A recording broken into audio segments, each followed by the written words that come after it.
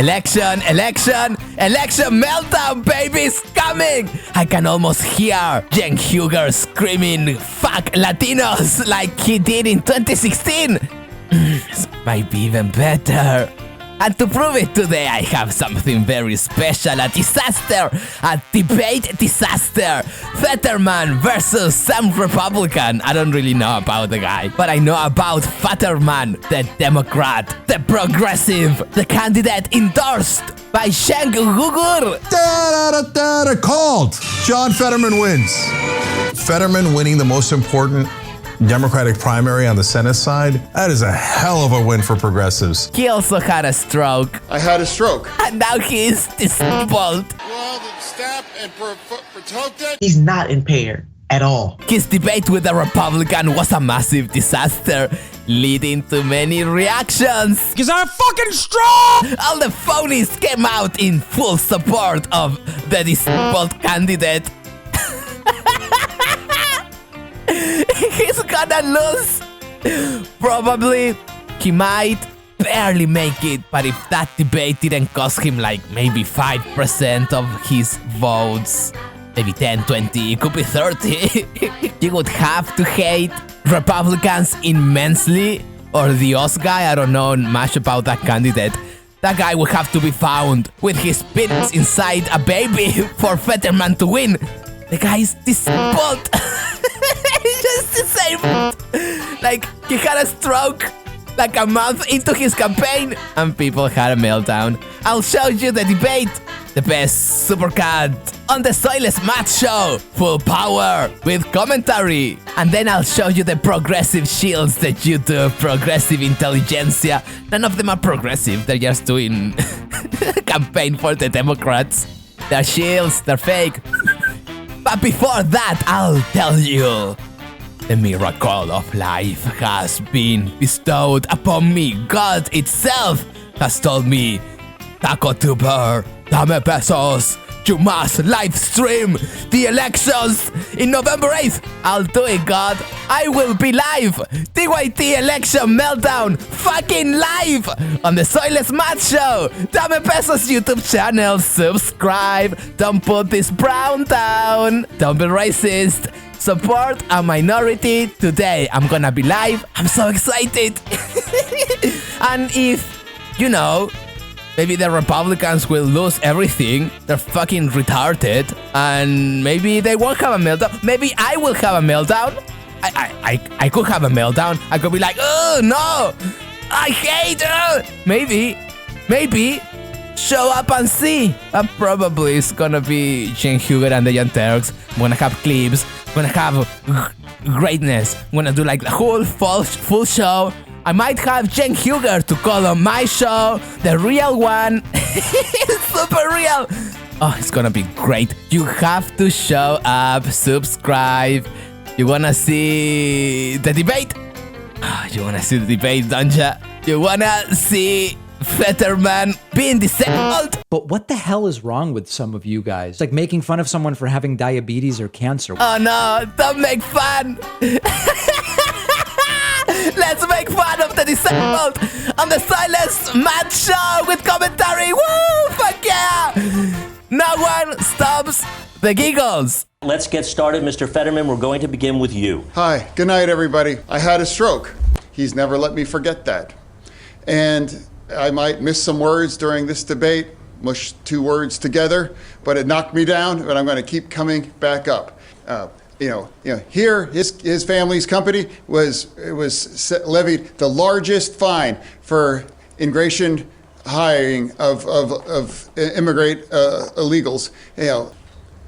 I'm also having to talk about something called the Oz rule. I believe that they have to support and expand Social Security, and if somebody send me to Washington, D.C., I would support and stand and to support security, Social Security. It's about supporting and helping, young earners, young students to give them a break. I believe that supporting... All right, Mr. Fetterman, if elected, what would you do for vocational education? You have 30 seconds. Again, I think it's just the same way that university for degrees as well too. But going to those kind of vocational schools, able to create a career to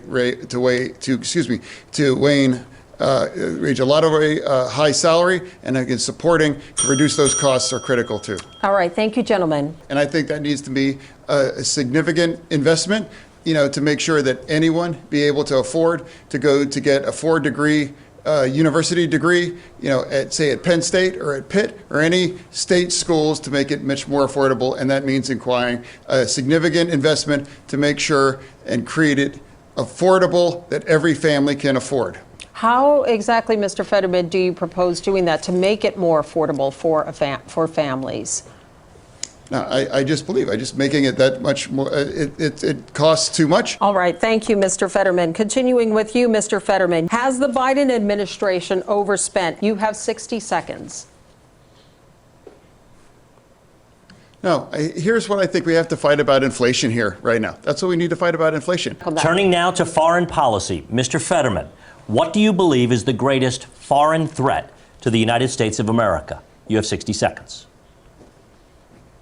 I believe, is right now is China. Thank you. Mr. Fetterman, he said a few things a moment ago. I want to give you 15 seconds to respond to those.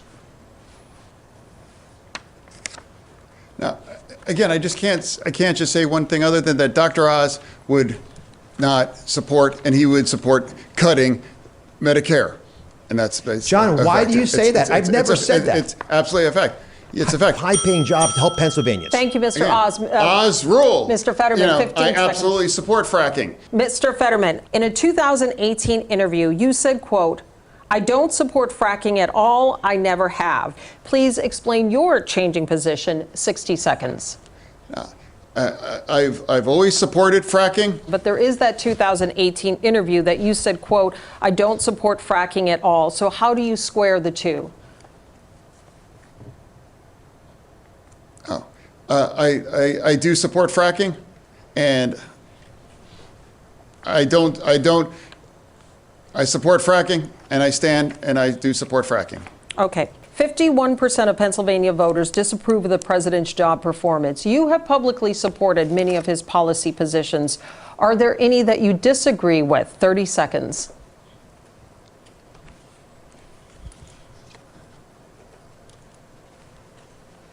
No, I just believe he needs to do more about supporting and fighting about inflation. The abortion decision should be left up to states, and specifically when John Fetterman... You roll with Doug Mastriano. John, when I'm done, John, you'll have your turn, John. One moment, Mr. Fetterman. Continue, Mr. Oz. And I've always believed that the choice believes women and their doctors. He would support 38 weeks, not Roe versus Wade. That's not true. I support Roe v. Wade. That's the simple. All right. Thank you, Mr. Fetterman. Turning to the next issue, Dennis. Thank you, Lisa. Let's turn to what has become one of the key themes of this race, fitness to serve. Mr. Fetterman, we begin with you.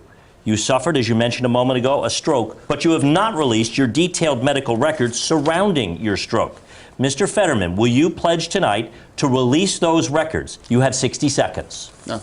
To me, for transparency, is about showing up. If my doctor believes that I'm fit to serve, and that's what I believe is appropriate, and I believe that, again, my doctors, the real doctors that I believe in, they all believe that I'm ready to be served. Follow up, I didn't hear you say you would release your full medical records. Why not? You have 30 seconds. No, again, my Dr. L believes that I'm fit to be serving, and that's what I believe is where I'm standing. Because I'm the only person on this stage right now that was successful about pushing back against gun violence and being the community more safe. John Fetterman took a shotgun, chased an unarmed African-American man. Why haven't you apologized to that unarmed, innocent black man who you put a shotgun to his chest? All right. We will allow a 30-second response to that, Mr. Fetterman, specifically what he was saying referring to the incident in Braddock. No, I made the opportunity to defend our community as the chief law enforcement officer there. Everybody in Braddock, an overwhelmingly majority community of black community, all understood what happened. They understood what happened, and everybody agreed that, and nobody believes that it was anything about me making a split-second decision to defend our community as well. Why not apologize? Mr. Oz, please. We are still with Mr. Fetterman. All right. At this time, we are ready for our closing statements. Mr. Fetterman, you are first. Because I believe it's about serving Pennsylvania, not about using Pennsylvania for their own end interests as well. To me, careers are revealed by your real underlying values. And my values have always been about fighting for forgotten communities all across Pennsylvania. All right. Thank you, Mr. Fetterman. And that was it for the debate. It's very clear that Fetterman is disabled and doesn't have a chance. He lost. It's over. Sadly, because it would be the best shit ever if he won. It would be the coolest thing for comedy. It's probably not gonna happen. I'm praying though. But then, even if he wins, I win because it'll be really funny if he loses. TYT election meltdown. Remember, I'm gonna have a live stream the 8th, but now I'm gonna show you the professional Democratic Party promoters. One of them, Hassan Piker, was watching the debate. No, Hassan. Oh no, Hassan is so sad. Look at him. Oh, poor Hassan. Sad for him that his candidate is disabled. And because of Fetterman's disability, Hassan Piker became an atheist and had a meltdown. Let's watch! You try to be unbiased? Fuck no, of course I'm biased. What are you, fucking stupid? Yes, I'm biased. If I live in Pennsylvania, I'd still vote for him. I'm still an advocate for John Fetterman. I'm an advocate for what he believes in. I am upset with the way things have fucking panned out because I understand how the average American voter votes. Normal voters look at a guy who is not able to string sentences together and go, fuck that. That's it. That's the point. I don't think his cognitive capabilities have diminished or anything, but I do believe that he was incredibly fucking nervous and, as a consequence of the stroke, is a little bit slower and is having a hard time stringing sentences along, especially because of how fucking nervous he is. It's not nerves, it's the stroke. I know the guy. He's not recovered. If you watch his old debates, he crushed it. Yeah, I mean, I think the stroke is making him more nervous too. I think his he recognizes his lack of skill. You can see it in his face. Dude, there is no fucking God, okay? Me, there is no God, there is no justice, and there is no karma. Evil will always fucking win. That is real. That is 100% real. But it doesn't matter because he can't communicate it currently because I'm fucking stroked! Like 4 days before the fucking campaign, I'm losing my mind! Through Hassan Piker's conversion to atheism and anger freak out, we can start seeing a pattern, talking points getting developed. Pretty much all the Democratic Party promoters had the same talking points. Hassan's main talking points were vote blue no matter who, and he was just nervous, the stroke isn't even that big of a deal. The same talking points as this guy over here, Vosh, who is thought to be a pedophile by many.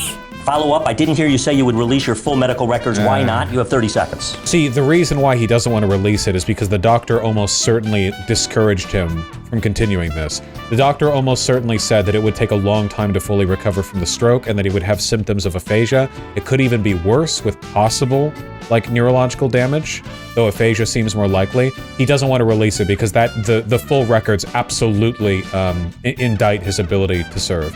Now again, I would literally prefer a corpse over Oz, so I don't care, it doesn't change my vote. When did he have this stroke? He had this stroke like a week ago. The stroke just happened. It's like him being nervous. It's like him being nervous, plus him being bad at debate, plus stroke. In May, I think? Oh wait, wasn't there another thing that happened a little while ago? Wait, okay, wait, the stroke was in May. Didn't something just happen a little while ago? What was it? Wasn't there some new?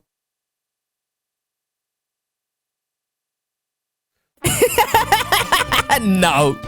You can also hear a variation of the vote blue no matter who, the dreaded, the Republicans are so evil that we must vote for whoever isn't a Republican. That's also a Democrat. You can see that talking point in this soy boy. So this race is, notwithstanding John Fetterman's auditory processing issues tonight, I think this race, the stakes of it are pretty clear. Just imagine what these Republicans are going to introduce once they don't have to face the voters, once they have 2 years of just carte blanche. Just imagine all the crazy laws that Biden would veto. Oh, so afraid. Be afraid and vote for the Democrats. A talking point you can also see on our favorite Democrat Party promoter, Cenk Gugur. Despite speech issues during the debate with Dr. Oz, the debate was a clear, huge win for Fetterman. Now look, I watched the speech. He looked pretty good. It wasn't perfect, but a lot of good lines in there, and he looked solid, and he knew what he was talking about. But for me, it's a no-brainer, right? I mean, you got a guy who's having some speech issues because he had a health condition, but obviously he knows exactly what he's talking about. How exactly, Mr. Fetterman, do you propose doing that to make it more affordable for families? No, I just believe, making it that much more, it costs too much. So I don't see any issue there at all. And you got a guy who says, oh, maybe we don't have democracy. That's not a close contest. Obviously, you should go with Fetterman. By the way, Cenk Gugur didn't even show up the day of the debate to his own show. He quit. He appeared a day later and only talked about it on a video that's 4 minutes long. But in the 4 minutes long video, Cenk Gugur only talked about it for like about 2 minutes. He's embarrassed. I show you like most of his comments, by the way. The actual TYT commentary on the debate was done by his B team, with John Iderola and this other rat-looking guy. How many talking points to promote the Democratic Party the Young Turks B team will say? All of them. Let's watch. The first and probably only debate that we'll have in that Pennsylvania Senate race. John Fetterman versus Dr. Oz. Fetterman, of course, is still in the early stages of recovery from a stroke that he had earlier this year. Dr. Oz never had to overcome an obstacle in his damn life. He hasn't. He get his job. I mean, the guy's what, a heart surgeon, and he's a TV star. I think that having a debate set up the way it is, I think they probably should have changed the format because of that. They wouldn't ask Tammy Duckworth to run the hurdles, and they shouldn't ask John Fetterman to do a debate where he has to process information and speak back in that quick a turnaround. Yeah, look, having a debate where the format is give me literally 1 minute answers to things feels designed to hurt the guy who's gonna have a little bit of trouble expressing himself vocally. That seems weird. I didn't think that his performance was quite as bad as you're saying that you literally can't watch it for more than 20 seconds. I do think that he had trouble. It is not inconceivable that at some point a person could run for office who cannot speak. We, as an advanced society, surrounded by technology and stuff, can't figure out any other way to have a discussion about people's positions. We have to formulate it in the exact same way, focused only on speech and quick turnarounds. Hear this, talk immediately, as if that's how politics works day to day. And if you live in Pennsylvania and you care at all about rights, the Constitution, humanity, then you gotta vote against Dr. Oz. Yeah. Now we got to one of the most soulful Democratic Party promoters on YouTube. Famed Gamergate journalist David Pacman. Guys, I'm not making a joke. Oz didn't have a stroke, and he seems to be making less sense than Fetterman. Immigration hiring of immigrant illegals. All right, listen, guys. I'm going to be very real with everybody. Very real.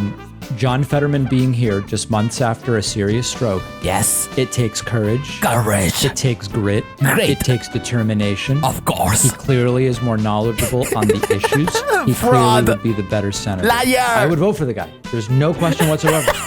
He clearly has no cognitive issue. He remembers the details of what Oz said and when he said it. Liar. No doubt whatsoever. It's about the party. It's not about the individual, it's about the group. And to prove it, they can even run mentally defective candidates who can barely speak. Fetterman's not barely defective, mentally defective.